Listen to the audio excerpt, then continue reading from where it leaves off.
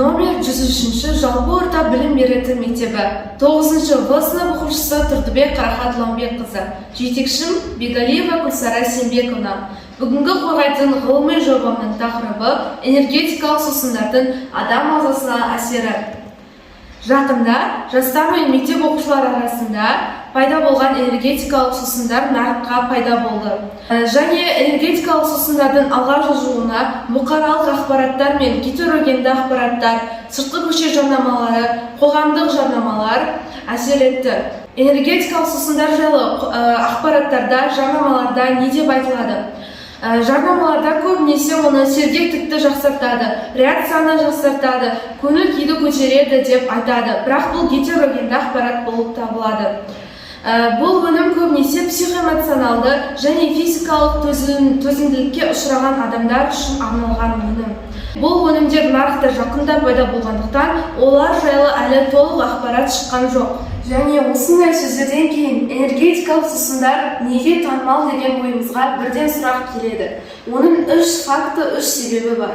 Бірінші, энергетикалық сусындар салыстырмалы түрде төмен бағада сатылады. Яғни дүкендерге барса, басқа заттарға қарағанда энергетикалық сусын арзанырақ сатылады. Сондықтан ол танымал болып табылады. Екінші себеп бұл жарнама ретінде модулі рөлдік жасөспірімдер, яғни жасөспірімдердің көңілінен шығатындай жарнамалар. Үшінші, энергетикалық сусындардың пайдасы туралы гетерогенді ақпараттар.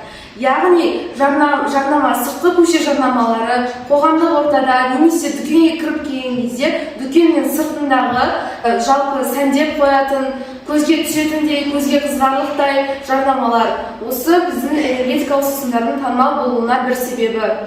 Зерттеудің қарама қайшылығын анықтау керек. Бір жағынан энергетикалық сусындардың танымалдығы күрт өсіп жатыр. Оның себебі осы бұқаралық ақпараттар, гетерогенді ақпараттар болып табылады. Және осы зерттеуде қарама қайшылықты, қарсы факт пен ақиқаттарды анықтау керек. Зерттеу әдістері: ақпаратты іздеу, байқау, эксперимент және ақпараттарға талдау жасау. Энергетикалық сусындардың тарихына көшсек. Энергетикалық сусындар нарықта 20-шы ғасырдың соңғы ширегінде пайда болды. Олар сол кезде бір австриялық кәсіпкер Азияға барып, олардың өнеркәсіптік өндірісін ашуға шешім қабылдады. Жаппай өндірістің барысында ол алғашқы энергетикалық сусыны Red Bull болды. Red Bull ол шабыттандырады деген ұранымен танымал болды. Жаңа сусын Coca-Cola және Pepsi тұндырушылардың арасында осы Red Bull энергетикалық сусыны танымалдығы күрт өсіп кетті. Және Burr және Adrenaline Rush энергетикалық сусындарының нұсқаларын шығарды. Энергетикалық сусындардың құрамы.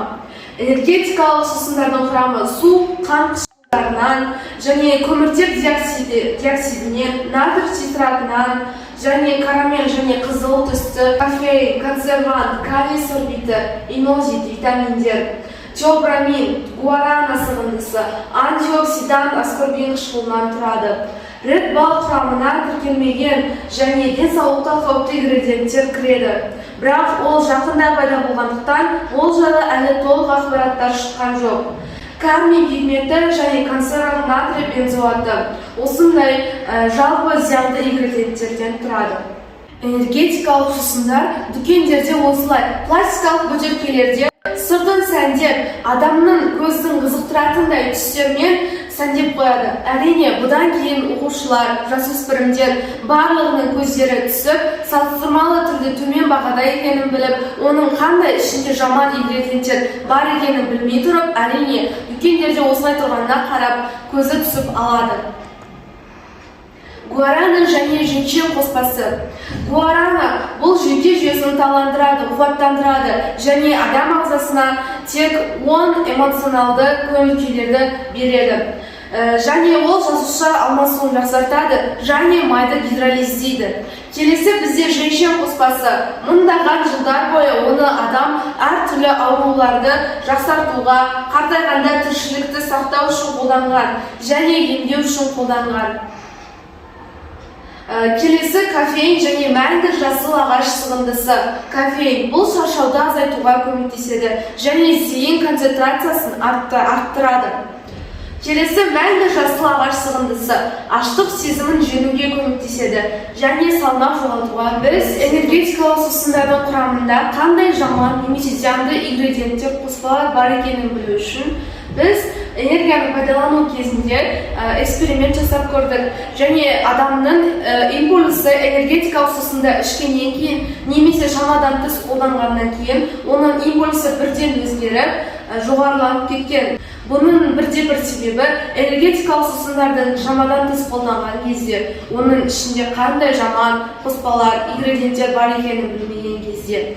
Және бұл осындай энергетикалық сусынның көп ішкен әсерінен оның тахикардия ауруы немесе жүрек қан тамыр ауруларына әкеп соғуы. Энергетикалық сусындардың орнына неге біз өзіміздің денсаулығымызға жақсы әсер беретін, денсаулығымызды жақсарту үшін, өнімділікті арттыру үшін неге біз лимон шырынын жанға немесе суық су және табиғи өнімдерді қолдануға болады.